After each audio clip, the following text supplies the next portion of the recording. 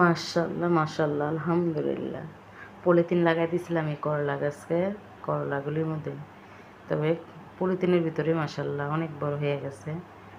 তবে আমার মতো আপুরা ভাইরা এই ছাদ বাগানে যে সবজি লাগান, আমার মতো কারা কারা এরকম করে পলিথিন লাগাই দেন সবজির মধ্যে। তবে আমি এরকম করতাম না, পোকায় গাইয়া সবগুলি সবজি নষ্ট করে দেয়। তার জন্য আমি পলিথিন লাগাই দিছি।